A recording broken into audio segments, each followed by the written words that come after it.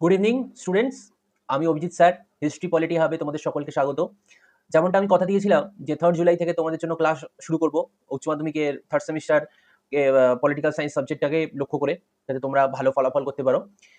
তো সেই মতো আজ থেকে ক্লাস শুরু হলো, তবে তারিখটা 3rd জুলাই নয়, আজকে 1st জুলাই থেকেই আমি ক্লাস শুরু করলাম। দুদিন আগেই শুরু করে দিলাম, তার কারণ হচ্ছে আমি জানি তোমাদের ক্লাস আমি যত তাড়াতাড়ি দেবো তত তাড়াতাড়ি তোমাদের কাছে যে নোটস বা যে সমস্ত যা আমি পড়াবো সেটা পৌঁছে যাবে। তো চলো আজকে আমরা ক্লাসটা শুরু করি। আচ্ছা, ক্লাস শুরু করার আগে আমি দুটো কথা বলে নিই। সেটা হচ্ছে যে আমরা কিন্তু কোনো নোটস এখন একদম আমি মানে টপিক পড়াবো না। আমি যেটা করব সেটা হচ্ছে তোমরা অলরেডি কিছুটা সময় তোমরা পড়ে নিয়েছো।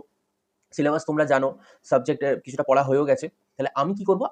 আমরা প্রশ্ন উত্তর আলোচনা করব। সেই সঙ্গে সেই যে প্রশ্নটা আলোচনা করছি, যে প্রশ্নগুলো তার সাথে আনুষঙ্গিক তথ্য আমি দেব। সেখান থেকেও প্রশ্ন তৈরি করা যাবে বা প্রশ্ন তৈরি হয়ে যাবে।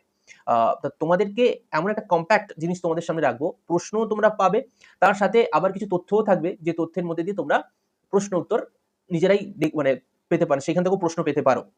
উত্তর তৈরি হয়ে যাবে। আচ্ছা, আরেকটা কথা সেটা হচ্ছে যে অবশ্যই আমার ইউটিউব চ্যানেল সেটাকে সাবস্ক্রাইব করে রেখো, আর ফেসবুক পেজটাকে ফলো করে রেখো। দুটো জায়গাতেই তোমরা 3rd সেমিস্টারে রিলেটেড যাবতীয় নোটস হোক, ভিডিও হোক, সমস্ত কিছু তোমরা এই দুটো জায়গাতেই পাবে। ঠিক আছে, চলো আজকে আমাদের ক্লাসটা শুরু করি আর সময় নষ্ট না করে। আচ্ছা, স্ক্রিনে দেখে বুঝতেই পারছো আমরা আজকে আমাদের মিশন 3rd সেমিস্টার তোমাদের জন্য আমি এটাই নাম দিয়েছি। দেখা যাক প্রথম প্রশ্ন কি আছে আজকে আমাদের।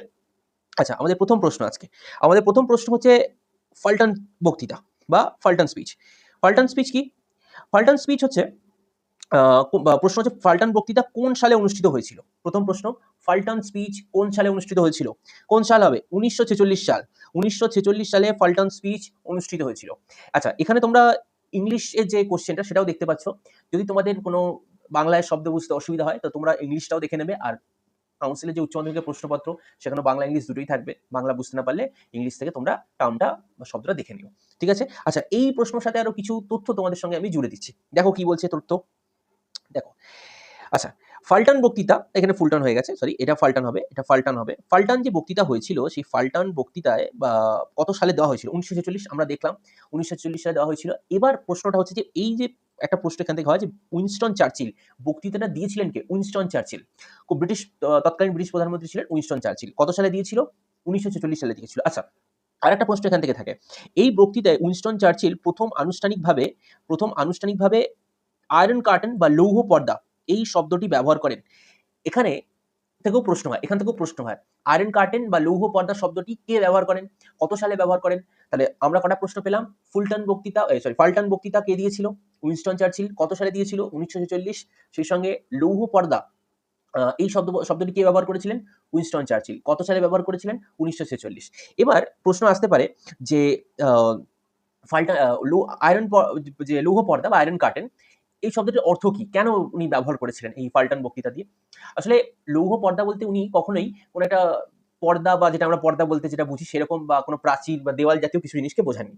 উনি যেটা বুঝিয়েছিলেন সেটা হচ্ছিলেন যে সোভিয়েত ইউনিয়ন ২য় বিশ্বযুদ্ধের পর তাদের যে সাম্যবাদী মতাদর্শ, সেই মতাদর্শ দিয়ে পূর্ব ইউরোপের বিভিন্ন দেশের উপর প্রভাব বিস্তার করছিল। আর আরেকদিকে পুঁজিবাদের মানে ইউরোপকে তো পুঁজিবাদের সমর্থক হিসাবে দেখাই হতো তখন ২য় বিশ্বযুদ্ধের সময়। তো এই পুঁজিবাদের যে সমর্থক, যে পশ্চিম ইউরোপ, তাদের মধ্যে আর এই পূর্ব ইউরোপের মধ্যে তিনি একটা প্রবাদ ব্যবহার করেছিলেন, একটা কাল্পনিক পর্দা তিনি বিস্তার করতে বলেছিলেন, যে সোভিয়েত ইউনিয়ন একটা কাল্পনিক পর্দা তৈরি করেছে। যেটা দিয়ে দুটো ইউরোপের মধ্যে একটা বিভেদ তৈরি হয়েছে। কিসের বিভেদ? মতাদর্শগত বিভেদ, রাজনৈতিক মতাদর্শগত বিভেদ তৈরি হয়েছে। ঠিক আছে? চলো পরের প্রশ্নে আমরা চলে যাই। পরের প্রশ্ন। পরের প্রশ্ন হচ্ছে বিখ্যাত সন্ত্রাসবাদী হামলা ৯/১১। বিখ্যাত ৯/১১ সন্ত্রাসবাদী হামলা, বিখ্যাত ৯/১১ সন্ত্রাসবাদী হামলাটি কোথায় ঘটেছিল? বিখ্যাত ৯/১১ সন্ত্রাসবাদী হামলাটি কোথায় ঘটেছিল? কোথায় ঘটেছিল? ঘটেছিল হচ্ছে মার্কিন যুক্তরাষ্ট্রে। তোমরা হয়তো মনে আছে 9/11 বা ৯ সেপ্টেম্বর যে হামলা, সরি ১১ই সেপ্টেম্বর হামলাটা হয়েছিল। এটাকে 9/11 বলা হয় বা ৯/১১ সন্ত্রাসবাদী হামলা বলা হয়। কোথায় ঘটেছিল? মার্কিন যুক্তরাষ্ট্রে ঘটেছিল। আচ্ছা, এর সাথে কিছু তথ্য আছে, আমরা অবশ্যই দেখে নেব। সেই তথ্য হচ্ছে বিখ্যাত ৯/১১। দেখো, বিখ্যাত ৯/১১ সন্ত্রাসী হামলাটি প্রধানত মার্কিন যুক্তরাষ্ট্রের নিউ ইয়র্ক শহরের ওয়ার্ল্ড ট্রেড সেন্টারে ঘটেছিল। আচ্ছা, আমাদের এখানে প্রশ্ন কি থাকতে পারে? যেটা আমাদের জন্য ইম্পোর্টেন্ট প্রশ্ন, আমি তোকে মার্ক করে দিচ্ছি এখানে। একটা তো তোমরা দেখলে 9/11 কোথায় ঘটেছিল? এটা সন্ত্রাসবাদী হামলা কোথায় ঘটেছিল? মার্কিন যুক্তরাষ্ট্রের নিউ ইয়র্ক শহরে। আর স্থানটির নাম ছিল কি? World trade centre. পরপর এখান থেকে প্রশ্ন আসতে পারে। কোথায়? নিউ ইয়র্ক শহর থাকতে পারে অপশনে। ওয়ার্ল্ড ট্রেড সেন্টার থাকতে পারে। আচ্ছা, এবার হচ্ছে কত সালে ঘটেছিল? দেখো এখানেও সালটাও খুব ইম্পর্টেন্ট। 2001 সালের 11ই সেপ্টেম্বর। 2001 সালের 11ই সেপ্টেম্বর কিন্তু এই হামলাটি ঘটেছিল। আরেকটা প্রশ্ন এখান থেকে তুলেছে। কোন জঙ্গি সংগঠন এই হামলাটি ঘটিয়েছিলেন? আল কায়দা নামক একটি জঙ্গি সংগঠন তারা এই হামলাটি ঘটিয়েছিলেন। তাহলে কতগুলো প্রশ্ন পাচ্ছ দেখো, মানে তোমরা, আমি যে বলেছিলাম তোমাদেরকে, কথা দিয়েছিলাম যে আমি যা পড়াবো সেই মেটেরিয়ালের মধ্যে কিন্তু কোনো খামতি থাকবে না পড়ানোর মধ্যে, যে ফ্রিতে দিচ্ছি বা ফ্রি অফ কস্ট, কোনো পারিশ্রমিক নেই। আমি প্রথম দিন থেকে বলে এসেছি যে তোমাদের পুরোটাই মানে ফ্রি অফ কস্ট থাকবে, কিন্তু তোমরা মেটেরিয়াল যেটা পাবে সেটা প্রিমিয়াম কোয়ালিটির মেটেরিয়াল পাবে। তোমরা হয়তো বাইরে এটা অন্য কোথা থেকে গিয়ে পড়ছো, অবশ্যই তোমাদের যেখানে ভালো লাগবে তোমরা সেখানেই পড়বে, কিন্তু আমার এখানে কিন্তু তোমরা ফ্রি অফ কস্টে প্রিমিয়াম কোয়ালিটির মেটেরিয়াল পাচ্ছ। তাহলে কটা প্রশ্ন এখান থেকে দেখো পাচ্ছ। প্রথমত 9/11 হামলা, সন্ত্রাসবাদী হামলা কত সালে ঘটছে? 2011 সালে 11ই সেপ্টেম্বর। কারা ঘটাচ্ছে? আল কায়দা ঘটাচ্ছে। কোথায় হচ্ছে? আমেরিকায় ঘটছে। আমেরিকার কোন শহরে ঘটছে? নিউ ইয়র্ক শহরে ঘটছে। এবং জায়গাটার নাম কি? জঙ্গি হামলাটা কোন স্থানটিতে হচ্ছে? সেটা হচ্ছে ওয়ার্ল্ড ট্রেড সেন্টার। কতগুলো প্রশ্ন তোমরা এখান থেকে পেলে। আচ্ছা, তার সাথে আরো কিছু আমি তথ্য যুক্ত করে দিয়েছি। সেটা হচ্ছে যে দেখো এই জায়গাটা দেখতে পাবে, এইখানে জায়গাটা দেখতে পাবে। সেটা হচ্ছে যে এখানে কি বলছে দেখো, এখানে বলছে যে নিরাপত্তা আমি একটু, হ্যাঁ, নিরাপত্তা বলছে নিরাপত্তার প্রথাগত ধারণার একটি অন্যতম প্রধান হুমকি বা থ্রেট হলো সন্ত্রাসবাদ। এটা কিন্তু আমাদের ওই যে সমকালীন বিশ্বের যে নিরাপত্তা যে চ্যাপ্টারটা, সেই চ্যাপ্টারের প্রশ্ন। তাহলে এখানে কিন্তু নিরাপত্তার অপ্রথাগত ধারণা। তাহলে এখান থেকে আরেকটা প্রশ্ন পাচ্ছ তোমরা। সেটা হচ্ছে সন্ত্রাসবাদ যে নিরাপত্তার যে দুটো ধারণা আছে, তোমরা নিশ্চয়ই জানো নিরাপত্তার আমাদের যে অধ্যায় সেখানে নিরাপত্তার দুটো ধারণা আছে। সেটা হচ্ছে একটা হচ্ছে নিরাপত্তার একটা ধারণা হচ্ছে নিরাপত্তা, তার একটা ধারণা হচ্ছে প্রথাগত, যেটাকে আমরা বলছি ট্র্যাডিশনাল। আরেকটা হচ্ছে অপ্রথাগত। অপ্রথাগত অপ্রথাগত এই যে দুটো অপ্রথাগত ধারণা, সেই ধারণার একটা অংশ হচ্ছে সন্ত্রাসবাদ। অপ্রথাগত ধারণা, তাহলে সন্ত্রাসবাদ কার অংশ? অপ্রথাগত যে ধারণা নিরাপত্তার, তার অংশ হচ্ছে সন্ত্রাসবাদ। পরের লাইনটা কি বলছে দেখো, পরের লাইন মানে একটা প্রশ্ন এখান থেকে হয়ে গেল। আর পরে কি বলছে? পরে বলছে সন্ত্রাসবাদ বলতে সাধারণ নাগরিকদের লক্ষ্য করে রাজনৈতিক উদ্দেশ্যে ইচ্ছাকৃত ও নির্বিচার হিংস্রতাকে বোঝায়। এখানে কিন্তু একটা ওই আমাদের যে মানে বিবৃতিমূলক ধরনের কোনো প্রশ্ন, যেগুলো একটু ধারণা কনসেপচুয়াল বা ধারণাযুক্ত প্রশ্নগুলো থাকবে, সেই প্রশ্ন থেকে সেই জায়গাটা কিন্তু এখানে একটা প্রশ্ন হতে পারে যে সন্ত্রাসবাদ বলে সাধারণ নাগরিকদের উপর লক্ষ্য করে, নাগরিকদের লক্ষ্য করে রাজনৈতিক উদ্দেশ্য এবং ইচ্ছাকৃত ও নির্বিচার হিংস্রতাকে বোঝায়। তাহলে কতগুলো প্রশ্ন তোমরা এখান থেকে পাচ্ছ তোমরা দেখো, মানে একটা প্রশ্ন উত্তর করতে গিয়ে তোমরা আরো অন্তত 4 থেকে 5 খানা প্রশ্ন তোমরা তার সাথে পেয়ে গেলে। চলো পরের প্রশ্নে আমরা চলে যাই। আচ্ছা, আরেকটা মিস হয়ে যাচ্ছিল। সেটা হচ্ছে যে যখন কোনো সন্ত্রাসী কর্মকাণ্ডের সাথে একাধিক দেশের নাগরিক বা ভূখণ্ড যুক্ত থাকে, তখন তাকে আমরা আন্তর্জাতিক সন্ত্রাসবাদ বলি। এটাও একটা প্রশ্ন। দেখো আমি যেমনটা বলেছিলাম তোমাদেরকে যে মেটেরিয়ালের মধ্যে কোনো খামতি থাকবে না। একটা প্রশ্ন তৈরি করতে গিয়ে তোমার আরো কতগুলো প্রশ্নের উত্তর বেরিয়ে আসছে, আরো কতগুলো প্রশ্ন বেরিয়ে আসছে। তাহলে এইভাবেই কিন্তু তোমরা নিজেরাও পড়বে। যদি নিজেরা যখন বাড়িতে পড়বে, তখন একটা প্রশ্ন যখন তৈরি করছো, তার আনুষঙ্গিক যে তথ্য সেগুলো একটা খাতায় নোট করবে। এবং আমি যে আজকে ক্লাসটা করাচ্ছি, এই ক্লাসটা যখন তোমরা করছো, তোমরা কিন্তু ক্লাসটা করতে করতে নোট করো। ক্লাসটা করতে করতে নোট করো, যাতে কি হবে, পরবর্তীকালে কিন্তু শুধু ভিডিও ওই দেখে মাথায় কিছু থাকবে না, যেটা অবশ্যই তোমার এই খাতার যে নোটটা, সেই নোটটাই তোমার পরীক্ষার আগে রিভাইজ করে গেলে তোমার হেল্প। চলো পরের প্রশ্নে আমরা চলে যাই। পরের প্রশ্ন কি আমাদের বলছে? পরের প্রশ্ন বলছে যে বা রাষ্ট্রসংঘের সর্বশেষ যোগদানকারী রাষ্ট্র কোনটি? সর্বশেষ যোগদানকারী রাষ্ট্র কোনটি? উত্তর কি হবে? দক্ষিণ সুদান। দক্ষিণ সুদান হচ্ছে সর্বশেষ যোগদানকারী রাষ্ট্র। চলো এর সাথে কিছু তথ্য আছে, দেখে নিই চটপট। আচ্ছা, একটু এটা ইংলিশ হয়ে গেল, বাংলাটায় আমি চলে যাই। বাংলা। আচ্ছা, কি বলছে বাংলাটায়? বাংলাটায় বলছে জাতিপুঞ্জ তারিখ বুঝে দুর্দান্ত। এইখানে লাইন থেকে প্রশ্ন তোমাদের গ্যারান্টি থাকবেই থাকবে। তোমরা দেখে নিও, পরীক্ষায় তোমাদের এখান থেকে প্রশ্ন থাকবেই থাকবে। 24শে অক্টোবর 1945, খুব ইম্পর্টেন্ট। 24শে অক্টোবর 1945 মার্ক করে রাখবে। জাতিপুঞ্জের প্রতিষ্ঠা বছর এবং তারিখ, এবং তার সাথে 24শে অক্টোবর কি ঘোষণা হয়? জাতিপুঞ্জ দিবস, আন্তর্জাতিক জাতিপুঞ্জ দিবস হিসেবে, ইউনাইটেড নেশনস ডে, ইংরেজিতে বলে ইউনাইটেড নেশনস ডে, জাতিপুঞ্জ দিবস হিসেবে ঘোষণা করা হয়েছে, মানে পালিত হয়। পরে জাতিপুঞ্জের যে সনদ, সেটা কবে স্বাক্ষর করা হয়? 1945 সান ফ্রান্সিসকো। গুলাবে না কিন্তু। জাতিপুঞ্জের সনদ স্বাক্ষর করা হয়, অর্থাৎ চার্টার, জাতিপুঞ্জের চার্টার বা সনদ কোথায় স্বাক্ষর করা হয়? San Francisco. কত সাল? 1945। আচ্ছা, প্রতিষ্ঠাতা দেশ অর্থাৎ স্বাক্ষরকারী যে দেশ কটি ছিল? 51টি। ভারত সহ। ভারত কি ছিল? হ্যাঁ ছিল। 51টি টোটাল দেশ ছিল, তার মধ্যে ভারত একটি ছিল।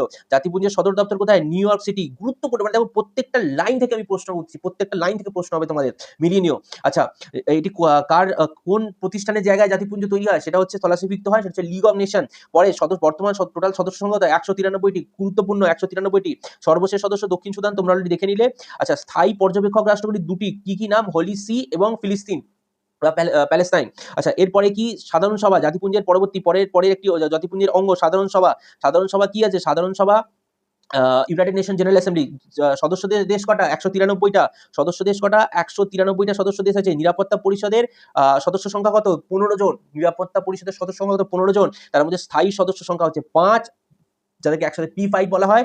কোন কোন দেশ? চীন, ফ্রান্স, রাশিয়া, যুক্তরাজ্য মানে হচ্ছে ব্রিটেন, আর যুক্তরাষ্ট্র অর্থাৎ আমেরিকা বা ইউএসএ। অস্থায়ী সদস্য রাষ্ট্র কটা? 10টা। কত বছরের জন্য তারা নির্বাচিত হন? 2 বছরের জন্য নির্বাচিত হন। প্রত্যেকটা লাইনে প্রশ্ন। এবং তার সাথে আরেকটা জিনিস মাথায় রেখো, আমি যেটা বলেছিলাম যে প্রিমিয়াম কোয়ালিটি নোটস, এই নোটস কিন্তু সেই নোটস, একটা প্রশ্ন করতে গেলে তার সাথে তো 10টা প্রশ্ন তোমাদের তৈরি হয়ে যাবে। পরের প্রশ্ন, পরের যে দেখে নাও।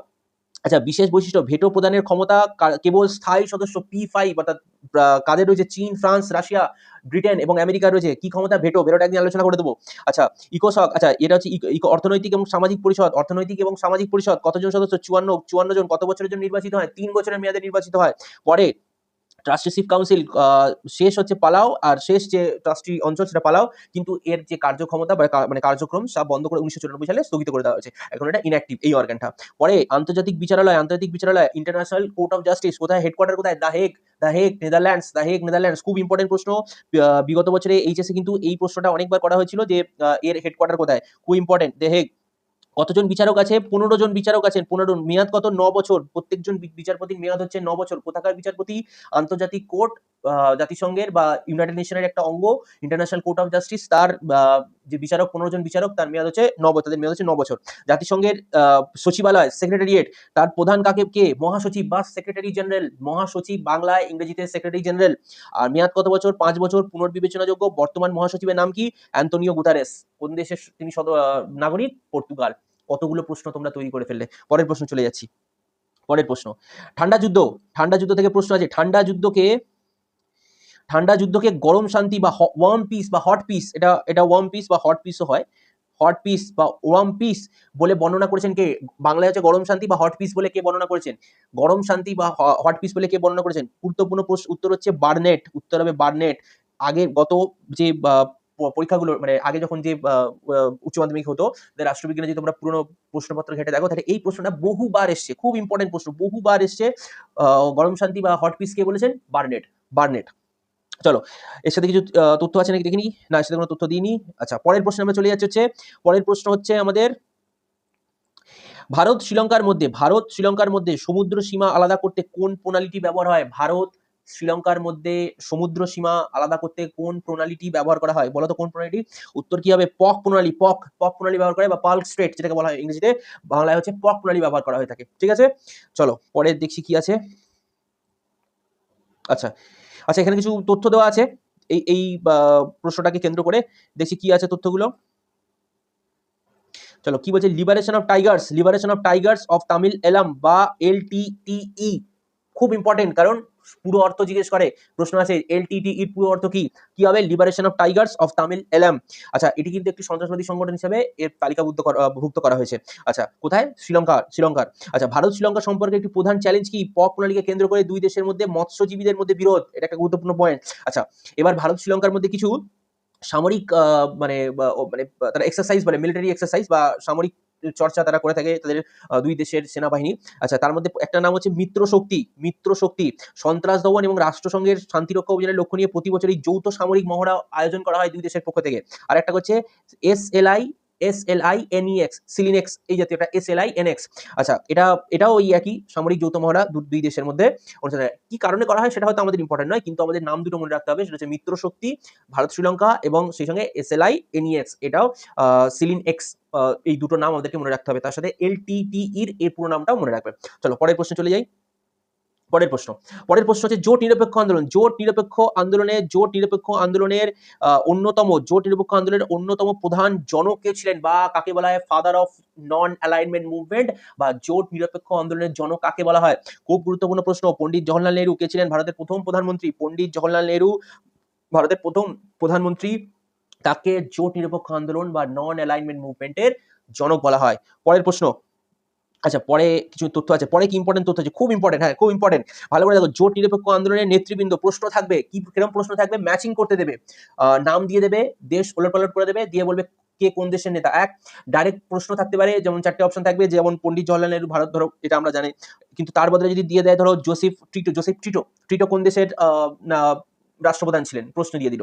তোমাদের এখানে 4টা অপশন দিয়ে দিল, মিশর, ইন্দোনেশিয়া, যুগোস্লাভিয়া। সঠিক উত্তর যুগোস্লাভিয়া। এরকম আসতে পারে। আরেকটা কি হতে পারে? ম্যাচিং হতে পারে, যেটা তোমরা মাধ্যমিক যখন পরীক্ষা দিয়েছো, মাধ্যমিক 9 10 এ তোমরা এই ধরনের প্রশ্ন করেছো, ম্যাচিং এর যে প্রশ্নগুলো হয়ে থাকে।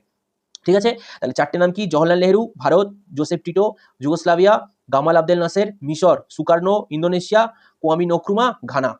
এই 5টা রাষ্ট্রের প্রধান, তাদের নাম এবং দেশের নাম তোমরা অবশ্যই কে কি ছিল, রাষ্ট্রপতি ছিল, প্রধানমন্ত্রী ছিল, জানার দরকার নেই। আমাদেরকে জানতে হবে রাষ্ট্রপ্রধান, মানে এনারা রাষ্ট্রপ্রধান ছিলেন, এদের নাম এবং দেশের নাম একদম যেন নখদর্পণে থাকে। ম্যাচিং এখান থেকে যদি আসে, যদি ম্যাচিং নাও দেয়, যদি সরাসরি প্রশ্ন তুলে দেয়, তাহলেও যেন সেটা পারা যায়, ভুল যেন না হয়। পরের প্রশ্ন চলো। ইবোলা মহামারী। ইবোলা মহামারী বিশ্বের কোন অঞ্চলে মারাত্মক স্বাস্থ্য সংকট সৃষ্টি করেছিল? ইবোলা মহামারী বিশ্বের কোন অঞ্চলে মারাত্মক স্বাস্থ্য সংকট সৃষ্টি করেছিল? কোন অঞ্চলে? এটা হবে পশ্চিম আফ্রিকা। উত্তর হবে পশ্চিম আফ্রিকা। পশ্চিম আফ্রিকা অঞ্চলে যে স্বাস্থ্য সংকট সেটা সৃষ্টি করেছিল। পরের প্রশ্ন, মার্কিন রাষ্ট্রপতি নামাঙ্কিত ট্রুম্যান ডক্ট্রিন কোন সালে ঘোষিত হয়? খুব ইম্পর্টেন্ট, ট্রুম্যান ডক্ট্রিন কোন সালে ঘোষিত হয়? দেখো, ট্রুম্যান ডক্ট্রিন ঘোষিত হচ্ছে 1946 সালে। 1946 সালে ট্রুম্যান ডক্ট্রিন ঘোষিত হচ্ছে। ঠিক আছে, চলো দেখে নিই। আচ্ছা সরি, ভুল বললাম, এটা 1947 হবে। 1947 সালে ঘোষিত হচ্ছে। 1947 সালে ট্রুম্যান ডক্ট্রিন। কিছু তথ্য আছে, দেখে নিই চলো। প্রথম কি বলছে দেখো, এক তো গেল ট্রুম্যান ডক্ট্রিন, 1947 হয়ে গেল ট্রুম্যান ডক্ট্রিন। আচ্ছা, এবার এখান থেকে যে প্রশ্নটা আসতে পারে সেটা হচ্ছে, এই যে ট্রুম্যান কোন দেশের প্রেসিডেন্ট ছিলেন? মার্কিন প্রেসিডেন্ট। প্রশ্নের মধ্যেই অবশ্য ছিল, তিনি প্রেসিডেন্ট ছিলেন, মার্কিন যুক্তরাষ্ট্রের প্রেসিডেন্ট ছিলেন। আচ্ছা, তিনি কেন এই হঠাৎ করে ট্রুম্যান ডক্ট্রিন বা এই মতবাদ, তিনি কেন ট্রুম্যান মতবাদ তিনি কেন প্রচার করতে গেছিলেন? তার হচ্ছে কমিউনিজমের হুমকিতে থাকা, অর্থাৎ হুমকি মানে এখানে কমিউনিজম বা সাম্যবাদ, সোভিয়েত ইউনিয়নের যে মতবাদ, তার মতবাদের, মানে তাদের মতবাদ গ্রহণ করছে না বা তাদের বিরুদ্ধে রয়েছে বা তাদের মতবাদ গ্রহণ করতে কোনো দেশকে জোর করা হচ্ছে, এইরকম দেশগুলোকে সমর্থন করার জন্য তিনি এই নীতি করেন। এবার সমর্থন মানে অর্থনৈতিক সমর্থন, প্রথম কথা। দ্বিতীয়, রাজনৈতিকভাবে সমর্থন, সামরিকভাবে সমর্থন। এটা দ্বিতীয় বিশ্বযুদ্ধের পরের ঘটনা বলছি, ঠান্ডা যুদ্ধের সময়কালের ঘটনা। ঠিক আছে? এর সাথে একটা খুব ইম্পর্টেন্ট মার্শাল পরিকল্পনা 1947 প্রায় পরপর হয়েছিল। ট্রুম্যান ডক্ট্রিন বা ট্রুম্যান মতবাদ 1947, মার্শাল পরিকল্পনা 1947, মার্শাল পরিকল্পনা 1947। কি হয়েছিল? ইউরোপের অর্থনৈতিক পুনর্গঠনের জন্য জর্জ মার্শাল এই প্রস্তাবটি করেছিলেন। ইনিও মার্কিন যুক্তরাষ্ট্রেরই একজন সামরিক প্রধান ছিলেন। ইনি ইউরোপ, যে বিধ্বস্ত ইউরোপ, দ্বিতীয় বিশ্বযুদ্ধের পরে সেই ইউরোপের যে সমস্ত দেশগুলো, মানে প্রায় সমস্ত দেশই যুদ্ধে বিধ্বস্ত ছিল, তাদের অর্থনীতি ভেঙে পড়েছিল। তো অর্থনীতিকে দাঁড় করাতে এবং তাদের সেখানে পরিকাঠামো উন্নয়ন করার জন্য মার্কিন যুক্তরাষ্ট্র অর্থনৈতিক পরিকল্পনা তৈরি করে, এদেরকে অর্থ দিয়ে সাহায্য করবে। সেটাই ছিল মার্শাল প্ল্যান। ঠিক আছে? চলো পরের প্রশ্নে চলে যাই আমাদের। আচ্ছা, পরের প্রশ্ন কি বলছে? ল্যাটিন শব্দ টেরেরে আক্ষরিক অর্থ কি? ল্যাটিন শব্দ টেরের আক্ষরিক অর্থ কি?